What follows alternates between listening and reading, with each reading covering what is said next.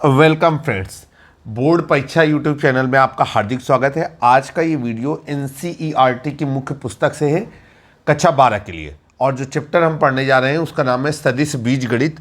अंग्रेजी में इसे बोलते हैं वेक्टर एल्जेब्रा। एक्सरसाइज 10 पर आधारित विविध प्रश्नावली को आज हम यहाँ पर समझने की कोशिश करेंगे। तो चलिए समय व्यर्थ न करते हुए हम लोग चलेंगे एक्सरसाइज 10 पर। इसे हम लोग एक्सरसाइज 10 नाम देते हैं। एक्सरसाइज 10.1, 10.2, 10.3, 10.4 अगर आपको देखनी है तो आप हमारे वीडियो सेक्शन पे जाकर के देख सकते हैं। क्वेश्चन नंबर 1 कहा जा रहा है आपका कि एक्स वाई तल में एक्स अक्ष की धनात्मक दिशा के साथ वामावर्त दिशा में 30 डिग्री का कोण बनाने वाला मात्रक सदिश क्या होगा, आपको ये बताना है। चलिए भाई चलते हैं। यहाँ पर क्या कह रहा है, एक्स वाई तल। तो सबसे पहले आप एक्स वाई तल खींच लेंगे तो ये हो जाएगा आपका, अगर हम देखें तो यहाँ पर लिखेंगे एक्स वाई तल में, एक्स वाई तल बना देते हैं। ये हो गया हमारा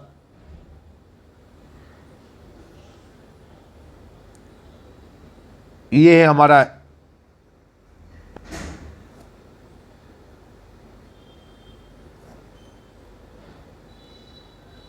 एक्स एच, ये है हमारा वाई एच, और ये है हमारा जेड एच।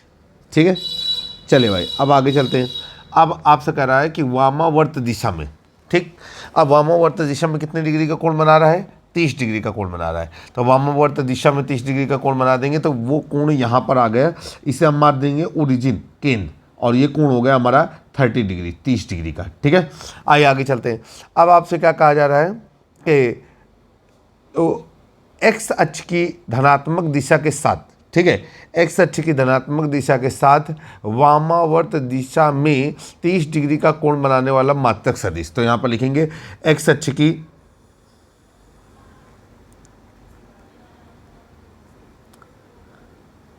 धनात्मक दिशा के साथ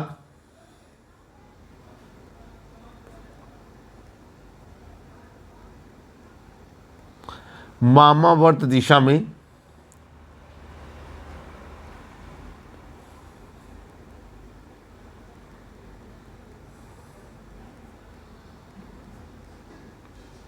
30 डिग्री का कोण बनाने वाला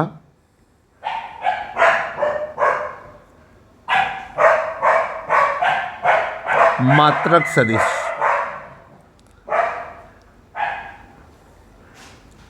चलिए सवाल शुरू करते हैं। अब यहाँ पर हो जाएगा हमारा x बराबर कितना, कॉस थीटा, चूँकि थीटा का मान 30 डिग्री दिया गया है तो x बराबर हो जाएगा कॉस 30 डिग्री। ठीक, और ये हो जाएगा x बराबर कॉस 30 डिग्री का मान कितना होता है, √3/2। हम चाहें तो बगल में दिखा सकते हैं कि कॉस 30 डिग्री का मान √3/2 होगा। आइए आगे चलते हैं। अब हम लोग क्या करते हैं, यहाँ पर y अक्ष के साथ, ठीक, यहाँ पर y का मान निकालेंगे तो y का मान क्या हो जाएगा, ये y का मान हो जाएगा आपका कि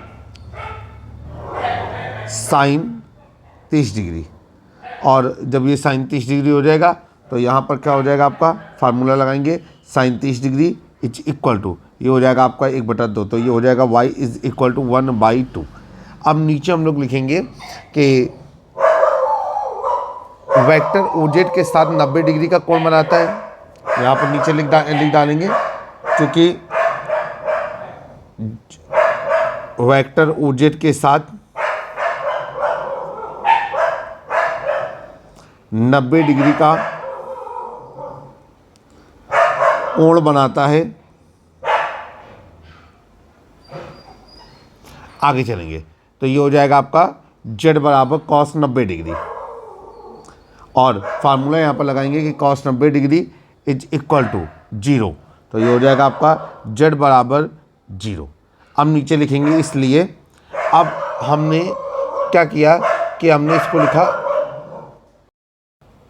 दोस्तों लगभग 1.5 सवाल में रिकॉर्डिंग नहीं हो पाई थी, हमारी वॉइस वीडियो के अंदर मैच नहीं हो पाई, तो लगभग 1.5 सवाल तक आपको लिखे हुए को समझना होगा। आप बिल्कुल निश्चिंत रहिएगा, 1.5 सवाल के बाद पुनः आपको हम समझाने लगेंगे। तो यहाँ पर हो गया आपका कि हमने उस जो झुकाव था जिसका मात्रक सदिश हमको ज्ञात करना है, उसे हमने नाम दे दिया P, तो ये हो गया आपका वेक्टर ओपी बराबर I cos theta plus J sine theta plus के कैप इंटू 0, या आप के कैप के साथ कॉस 90 डिग्री भी कर सकते हैं। अब यहाँ पर हो गया आपका कॉस थीटा का मान आप ऊपर निकाल चुके हैं और वो है √3/2, और साइन थीटा का मान है आपका 1/2, तो ये हो जाएगा वेक्टर ओपी बराबर √3/2 आई कैप प्लस 1/2 गुणे जे कैप।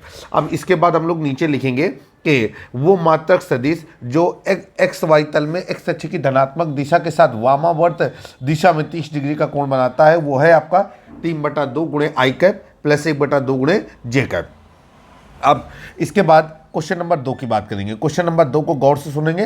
कहा जा रहा है कि बिंदु P और बिंदु Q दिए गए। कहा जा रहा है कि बिंदु P के निर्देशांक x1, y1, z1 है और बिंदु Q के निर्देशांक x2, y2, z2 है। कहा जा रहा है इनको मिलाने वाली सदिश के अदिश घटक और परिमाण ज्ञात कीजिए। तो सबसे पहले हमने नोट डाउन किया कि बिंदु P के निर्देशांक और वो हो गए आपके x1, y1, z1, और हमने इसके बाद नोट किया बिंदु P की स्थिति सदिश और वो कहलाएगी वेक्टर ओपी। वेक्टर ओपी बराबर x1 आई कैप प्लस y1 जे कैप प्लस z1 के कैप। इसके बाद हम लोग नोट करेंगे बिंदु Q के निर्देशांक और वो हो जाएंगे x2, y2, z2। इसके बाद नोट डाउन करेंगे बिंदु Q की स्थिति सदिश और ये हो जाएगा आपका x2 आई कैप प्लस y2 जे कैप प्लस z2 के कैप। इसके बाद हम लोगों को क्या करना होगा कि बिंदु P और बिंदु Q की स्थिति सदिश की सहायता से हमने वेक्टर PQ निकालने की कोशिश की। तो आप देख रहे हैं कि हमने नीचे लिखा हुआ है वेक्टर PQ बराबर vector OQ minus vector OP। आइए वेक्टर OQ और वेक्टर OP को यहाँ पर नोट डाउन करेंगे। बहुत सारे लोग वेक्टर PQ को जब लिखते तो वो कुछ इस तरीके से भी प्रदर्शित कर सकते थे कि बिंदु Q की स्थिति सदिश माइनस बिंदु P की स्थिति सदिश। आइए OQ का मान हमने रखा, ये है x2 आई कैप प्लस y2 जे कैप प्लस z2 कैप के कैप। इसके बाद माइनस ब्रैकेट लगा करके वेक्टर OP का मान रखा, तो x1 आई कैप प्लस y1 जे कैप प्लस z1 के कैप। इसके बाद हमने आई ब्रैकेट खोल करके सवाल को सॉल्व किया। ब्रैकेट खोलने से माइनस की वजह से जितने भी प्लस थे वो माइनस में कन्वर्ट हो गए। यहाँ पर हो गया आपका x2 minus x1 into i cap plus y2 minus y1 into j cap plus z2 minus z1 into k cap. इसके बाद हम लोग नीचे क्या करेंगे, लिखेंगे वेक्टर PQ के अदिश घटक। तो भाई हम आपको बताना चाहते हैं कि अदिश घटक क्या होते हैं। आई कैप, जे कैप और के कैप के जो गुणांक होते हैं वो किसी दिए गए वेक्टर के अदिश घटक होते हैं। तो यहाँ पर हो जाएगा वेक्टर PQ के अदिश घटक। आई कैप का गुणांक क्या है, x2 माइनस x1। जे कैप का गुणांक क्या है, y2 माइनस y1। और के कैप का गुणांक क्या है, z2 माइनस z1। तो ये हो गए आपके अदिश घटक। इसके बाद हम लोग एक फार्मूला नोट डाउन करेंगे। काले पेन से हमने फार्मूले को मेंशन किया है। फार्मूला है हमारा कि यदि वेक्टर A बराबर a1 आई कैप प्लस a2 जे कैप प्लस a3 के cap, then mod of vector ए क्या हो जाएगा, ये हो जाएगा √a1 square plus a2 square plus a3 square.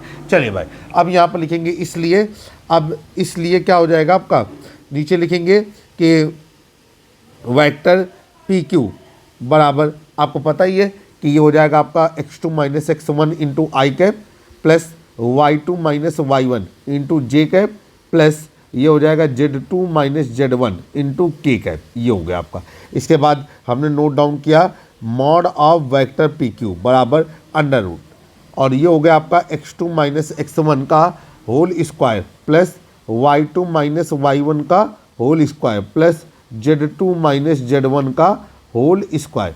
और इस तरीके से हमने दोनों ही उत्तर फाइंड अप कर लिए। पहला उत्तर तो हमारा ये था कि वेक्टर PQ के अदिश घटक और दूसरा ये था कि वेक्टर PQ का परिमाण। तो नीचे लिखेंगे यही वेक्टर PQ का परिमाण है, यही वेक्टर PQ का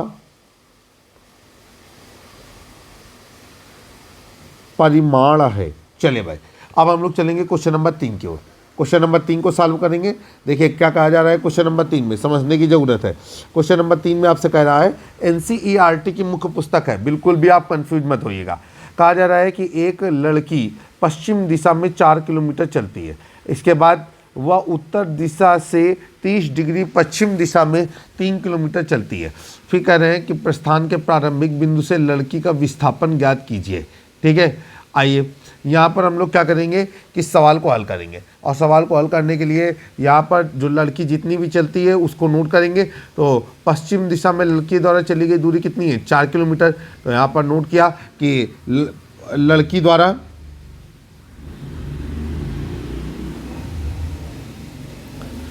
पश्चिम दिशा में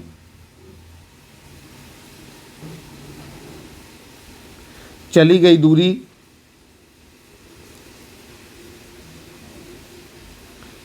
बराबर 4 किलोमीटर, इतना हो गया। फिर इसके बाद आगे चलेंगे। आगे आपसे क्या कह रहा है, आगे आपसे कह रहा है कि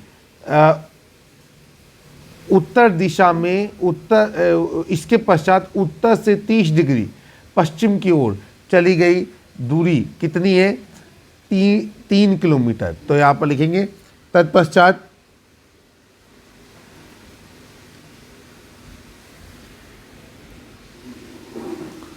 उत्तर से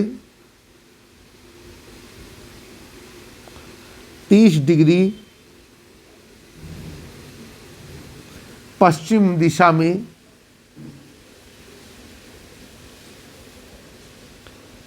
तय दूरी बराबर 3 किलोमीटर। फिर आगे चलते हैं। अब आपसे क्या कहा जा रहा है, कह रहे हैं प्रस्थान के प्रारंभिक बिंदु से लड़की का विस्थापन ज्ञात कीजिए। तो प्रस्थान के नोट डाउन करते हैं, प्रस्थान के प्रारंभिक बिंदु से लड़की का विस्थापन।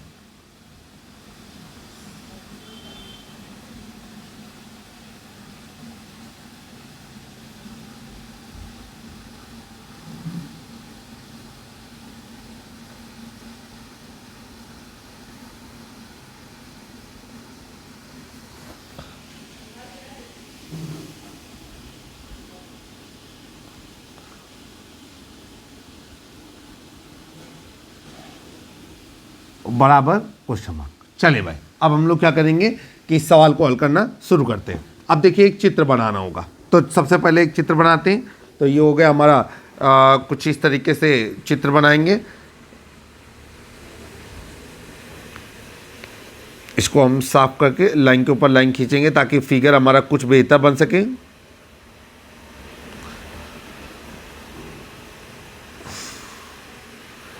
इधर, अब ये इधर पूर्व, इधर है पश्चिम, और इधर है हमारा उत्तर, फिर है नीचे दक्षिण, और इनका जो केंद्र है वो है हमारा ओ। चलिए भाई, अब क्या कहा जा रहा है, कह रहे हैं कि लड़की पश्चिम दिशा में 4 किलोमीटर चलती है, इसके पश्चात उत्तर से 30 डिग्री पश्चिम दिशा में 3 किलोमीटर दूरी तय करती है। तो भाई देखिए, पश्चिम दिशा में चली गई दूरी क्या है, पश्चिम दिशा में चली गई दूरी 4 किलोमीटर है। तो ये हो गई हमारी कितनी, 4 किलोमीटर। नोट डाउन करेंगे, यहाँ पर हो गया आपका 4 किलोमीटर, कुछ इस तरीके से, ठीक। फिर आगे चलते हैं। अब इसके बाद कह रहा है कि उत्तर से पश्चिम दिशा में 30 डिग्री पर 3 किलोमीटर चलती है। तो वो लड़की को चलना कहाँ चाहिए, लड़की को चलना ऐसे चाहिए, ये सामने की ओर, लेकिन वो उत्तर से पश्चिम दिशा में। तो भाई जब वो उत्तर से पश्चिम दिशा में जाएगी तो 30 डिग्री के कोण पर, ठीक है, उत्तर से 30 डिग्री पश्चिम की दिशा में 3 किलोमीटर चलती है। तो ये भैया इधर ऐसे चली, यहाँ पर ऐसे पहुँची, ये कितना चला दिया हमने, 3 किलोमीटर। फिर आगे चलते हैं। अब क्या कर रहे हैं, कह रहे हैं कि जिस बिंदु पर पहुँचती है उस वहाँ से लड़की का विस्थापन ज्ञात कीजिए। तो भाई यहाँ पर हम कुछ ऐसे चलते हैं और इसको प्रारंभिक बिंदु से हम लोग मिला देते हैं, ठीक है, और इसके बाद इसको यहाँ पर ऐसे मिला देते हैं, ठीक। अब नॉमिनेशन कर दें तो नॉमिनेशन कर सकते हैं। तो ये हो जाएगा आपका बी, और इसको कर दिया आपका ए, और ये पॉइंट हो गया हमारा सी। फिर आगे चलेंगे, इसको हमने मान लिया उसी को एक्स, तो ये हो जाएगा आपका ओ ए, ये हो जाएगा आपका 4 माइनस एक्स, ठीक है। आई होप कितनी चीज़ें आपको समझ में आ गई होंगे। चलिए यहाँ पर लिखेंगे, माना लड़की का विस्थापन, ठीक है, लड़की का विस्थापन वेक्टर आर द्वारा प्रदर्शित किया जा रहा है। यहाँ पर नोट डाउन करेंगे, माना लड़की का विस्थापन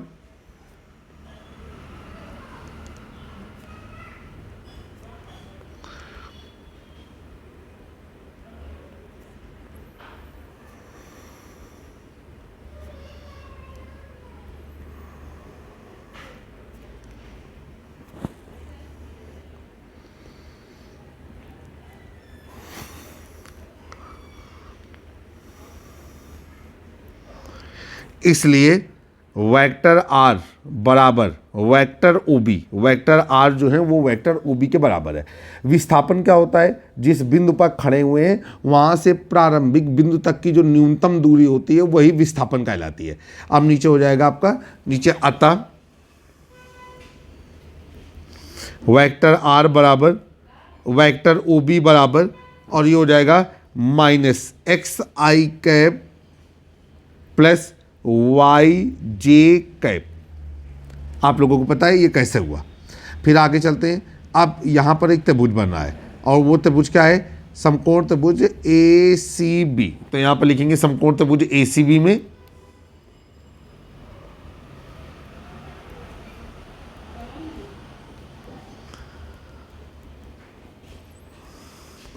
क्या दिया गया है, ये हमको दिया गया है साइन 60 डिग्री बराबर। अब 60 डिग्री का कोण कहाँ बन रहा है, आप समझदार हैं, ये कितने डिग्री का कोण बन रहा है, ये हमारा बन रहा है 30 डिग्री का। तो ये बचा हुआ कोण कितने डिग्री का बन रहा है, ये वाला कोण कितने डिग्री का है, 60 डिग्री का। आइए यहाँ पर नोट करते हैं, साइन 60 डिग्री बराबर वाई बटा 3।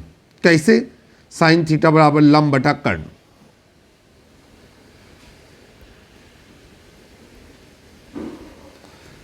और ये लंब क्या है हमारा, लंब को हमने नोट डाउन कर दिया है y, ये ठीक। तो ये हो गया आपका बी सी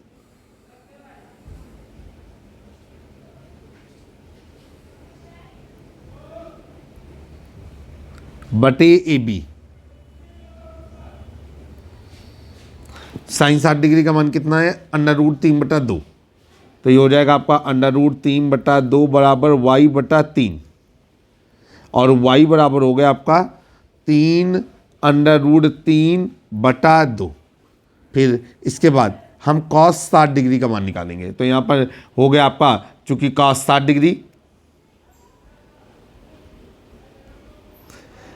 डिग्री होता है आधार बटे कर्ण। ठीक, आधार कितना है, आधार है हमारा AC और कर्ण क्या है हमारा AB। cos 60 डिग्री का मान कितना हो गया आपका, 1/2। AC का मान हो गया आपका 4 - x बटे AB का मान है 3। ठीक है, अब हम लोग क्या करेंगे कि यहाँ पर हम लोग तिर्यक गुणा कर सकते हैं। तो ये हो गया आपका 3 बराबर 4 दूनी 8 - 2x। ठीक है, अब ये हो गया आपका 2x बराबर 8 - 3, और 2x बराबर 5, x बराबर 5/2। ठीक, अब नीचे लिखेंगे अतः विस्थापन, अतः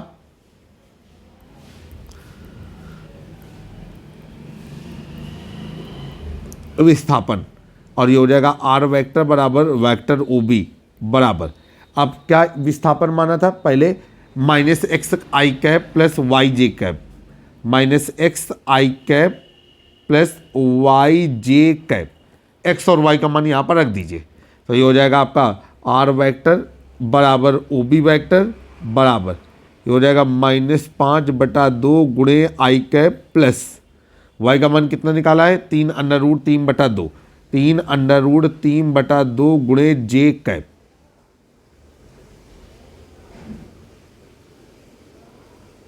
और ये हो गया हमारा आंसर। तो आई होप कि आपको सवाल समझ में आया होगा कि विस्थापन क्या होगा। चलिए अब हम लोग चलते हैं क्वेश्चन नंबर 4 की ओर। क्वेश्चन नंबर 4 आपकी स्क्रीन पर।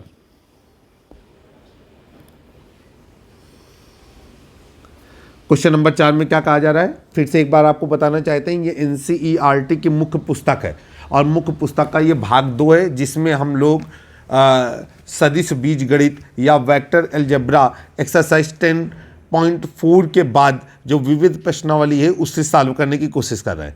क्वेश्चन नंबर 4 में कह रहा है कि वेक्टर ए बराबर vector B plus vector C, और आपसे ये भी कह रहा है कि क्या यह सत्य है कि मॉड ऑफ वेक्टर ए बराबर mod of vector B plus mod of vector C. अपने उत्तर की पुष्टि कीजिए। चलिए भाई शुरू करते हैं। यहाँ पर दिया गया है कि यदि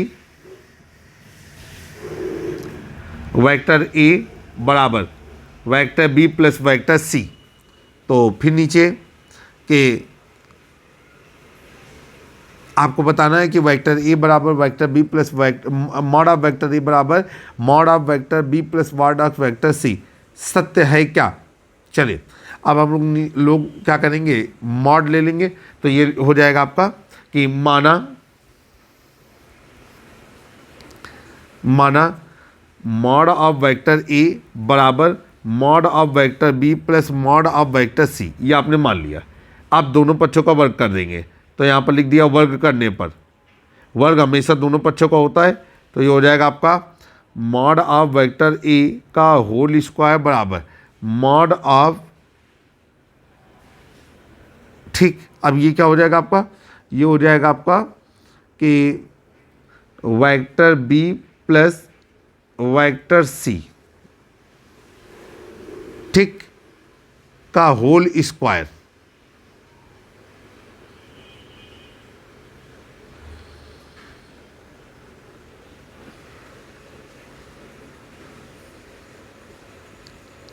थोड़ा सा हम संशोधन करना चाहेंगे और हम इसको लिखना चाहेंगे कि मॉड ऑफ वेक्टर ए, ठीक है, मॉड ऑफ वेक्टर ए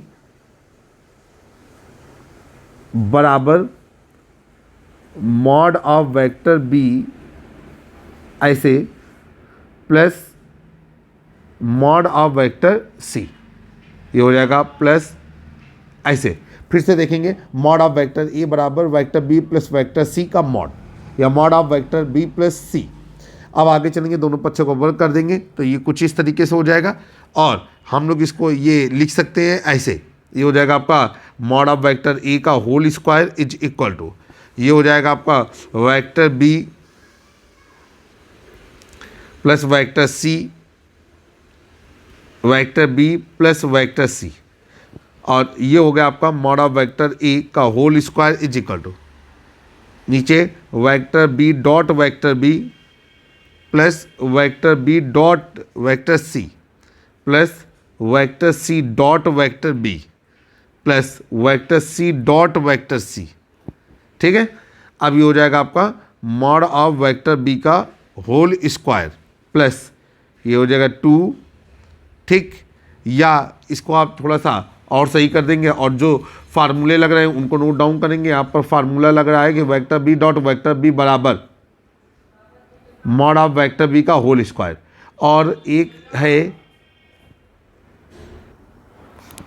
और एक जो फार्मूला और अप्लाई होगा वो होगा आपका कि vector C dot vector B is equal to vector B dot vector C, ठीक है। तो ये हो जाएगा हमारा यहाँ पर जा कर के कि vector B dot vector C plus vector B dot vector C, और ये हो जाएगा मॉड ऑफ वेक्टर सी का होल स्क्वायर, और इधर हो जाएगा मॉड ऑफ वेक्टर ए का होल स्क्वायर। फाइनली ये आगे चलेगा तो कितना हो जाएगा हम लोग नीचे नोट डाउन करेंगे, तो ये हो जाएगा आपका कि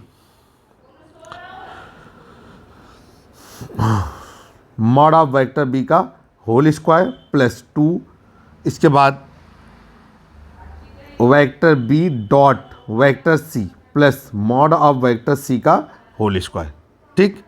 आइए अब ये हो जाएगा आपका आगे कि इसी को हम लोग नोट डाउन कर सकते हैं कैसे,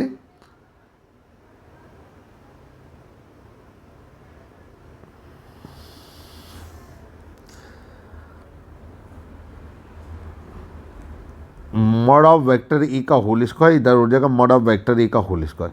अब ये हो जाएगा आपका, देखिएगा मॉड ऑफ वेक्टर बी का होल स्क्वायर प्लस, ठीक, प्लस इसको हम लोग लिख सकते हैं, यहाँ पर हमने फार्मूला लगाया vector A dot vector B, तो ये हो जाएगा ए बी कॉस थीटा। यहाँ पर फार्मूला नोट डाउन करेंगे और फार्मूला हो जाएगा आपका vector A dot vector B बराबर mod of vector A dot mod of vector B और आगे हो जाएगा आपका कॉस थीटा। तो ये हो जाएगा आपका जा करके कि 2, ठीक है, 2 mod of vector B dot mod of vector C और ये हो जाएगा कॉस थीटा प्लस ये हो जाएगा मॉड ऑफ वेक्टर सी का होल स्क्वायर। फिर आगे चलेंगे, ये हो जाएगा आपका नीचे कि जब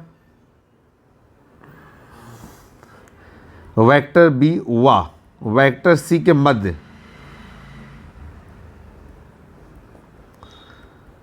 कोण थीटा हो तो, अब अगर इनके बीच में कोण थीटा हो तब क्या होगा, तब हम उसके लिए रेडी हैं। यहाँ पर आपका 2 कंडीशन बनेंगी। पहली कंडीशन आपकी आ गई, क्या आ गई कि यदि थीटा 0 डिग्री हो, ठीक है, तो ये क्या हो जाएगा, ये हो जाएगा आपका मॉड ऑफ वेक्टर ए, ठीक है, मॉड ऑफ वेक्टर ए का whole square is equal to mod of vector B का whole square plus 2 mod of vector B into mod of vector C और ये हो जाएगा कॉस, ठीक है, 0 degree plus mod of vector C का whole square और फार्मूला यहाँ पर लगाएंगे कि कॉस 0 डिग्री, तो इसका मान होता है 1, तो ये हो जाएगा आपका मॉड ऑफ वेक्टर ए का whole square is equal to mod of vector B का होल स्क्वायर,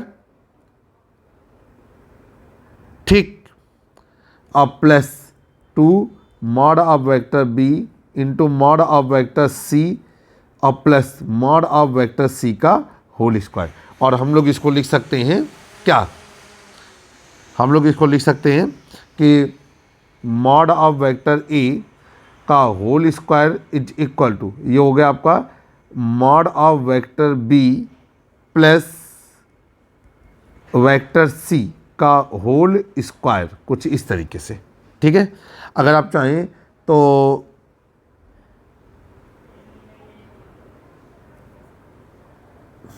नहीं, इस तरीके से तो नहीं लिखेंगे, इस तरीके से लिखेंगे mod of vector B plus mod of vector C का होल स्क्वायर। तो ये हमने ख़त्म किया और यहाँ पर कुछ ऐसे रख दिया, ये होल स्क्वायर, फिर ये हमारा हो गया आपका आंसर, ठीक है। फिर आगे चलेंगे, अब हमारा हो गया सेकेंड नंबर। सेकेंड नंबर में हम क्या थिंक आउट करेंगे कि यदि थीटा 0 डिग्री ना हो, ठीक, अगर थीटा 0 डिग्री ना हो तो यहाँ पर नीचे लिखेंगे कि यदि theta does not equal to 0 degree. अब अगर थीटा 0 डिग्री नहीं होगा तब कॉस थीटा भी 0 डिग्री नहीं होगा, क्योंकि कॉस में 0 डिग्री का मान, ठीक है, कॉस तब कॉस थीटा भी जो है वो 0 डिग्री ना हो तो कॉस थीटा फिर 1 के बराबर नहीं होगा, तो cos theta does not equal to 1 करेंगे यहाँ पर, ठीक। अब हम लोग आगे चलते हैं। अब हमको क्या करना होगा, ये हो जाएगा आपका मॉड ऑफ वेक्टर ए का whole square, mod of vector A का whole square is equal to, ठीक है, ये हो गया आपका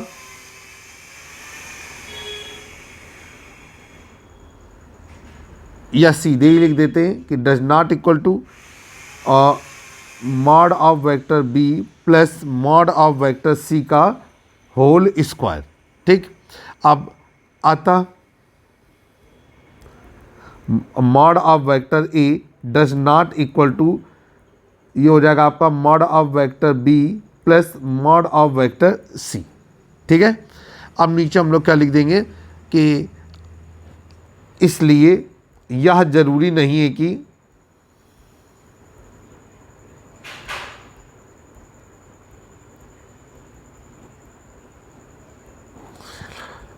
मॉड ऑफ वेक्टर ए बराबर mod of vector B plus mod of vector C, और ये हमारा सोल्यूशन कंप्लीट हो गया, ठीक है। तो आई होप कि आपको समझ में आया होगा कि हम क्या कहना चाहते हैं, ठीक है। चलिए भाई, अब क्वेश्चन नंबर बात करते हैं 5 की। क्वेश्चन नंबर 5 में क्या कहा जा रहा है, आपसे कहा जा रहा है कि x का मान ज्ञात कीजिए जबकि x ब्रैकेट में i cap plus j cap plus k cap एक मात्रक सदिश है। बहुत अच्छा सवाल है और बहुत आसान सवाल है। तो नीचे लिखेंगे कि क्वेश्चन नंबर हमारा आ गया 5 और फिर लिख देंगे कि x ब्रैकेट में i cap plus j cap plus k cap एक मात्रक सदिश है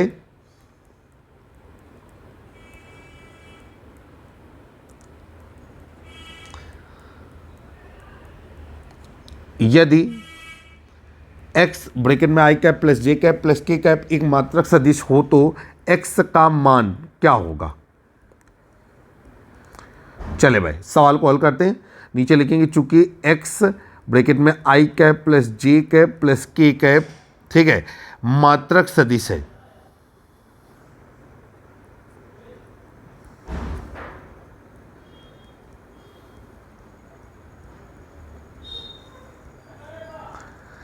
इसलिए mod of x i cap plus j cap plus k cap is equal to कितना हो जाएगा 1। अब यहाँ पर फार्मूला लगा देंगे।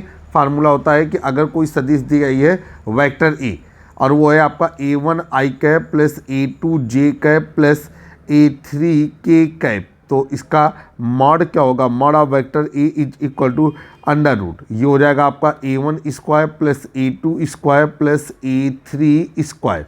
फिर आगे चलेंगे तो ये क्या हो जाएगा आपका इसलिए ये हो जाएगा आपका अंडर रूट ये हो जाएगा आपका। गौर से देखेंगे अगर इसको तो ये ऐसे भी रहेगा X I cap plus X J cap plus X K cap is equal to 1। Is equal to 1 क्यों है। मात्रक सदिश का परिमाण एक होता है तो ये हो जाएगा आपका X square plus X square plus X square is equal to 1।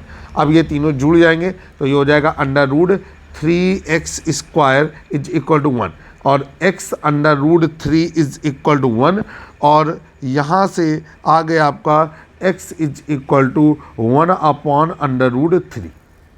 ठीक है। या बहुत सारे लोग ऐसे भी करते हैं यहाँ पर अथवा लगा दिया कि जब हमने इसको सॉल्व करने की कोशिश की तो उन्होंने क्या किया कि इसको ऐसे कर दिया कि plus minus x under root 3 is equal to 1 और x इज इक्वल टू क्या हो गया आपका plus minus 1 upon under root 3। तो चाहे आप इसको ले लीजिए और चाहे आप इसको ले लीजिए ये दोनों ही उत्तर सही है। तो यहाँ पर x का मान जो है वो आएगा कि 1 अपॉन अंडर रूट 3 या फिर माइनस 1 अपॉन अंडर रूट 3। तो इस तरीके से आपने एक वीडियो हल करने की कोशिश की। आशा करते हैं कि टूटा फूटा जो भी हम आपको समझा पा रहे हैं वो आपको बेहतर तरीके से समझ में आ रहा होगा। कक्षा 9, 10, 11, 12 के सभी किताबों के मैथमेटिक्स के सॉल्यूशन प्राप्त करने के लिए आप हमारे यूट्यूब चैनल बोर्ड परीक्षा को सब्सक्राइब कर सकते हैं। इस चैनल में जैसे जैसे हम आगे बढ़ते जाएंगे एक्सपर्ट की राय, मॉडल पेपर और फार्मूले सिद्धांतों पर भी चर्चा होगी और ऐसा तमाम स्टडी मटेरियल प्रोवाइड कराया जाएगा जो बोर्ड एग्जामिनेशन और तमाम कंपटीशन एग्जामिनेशन में आपकी मदद कर सकेगा। जल्द ही फिर से मुलाकात होगी, तब तक के लिए नमस्कार।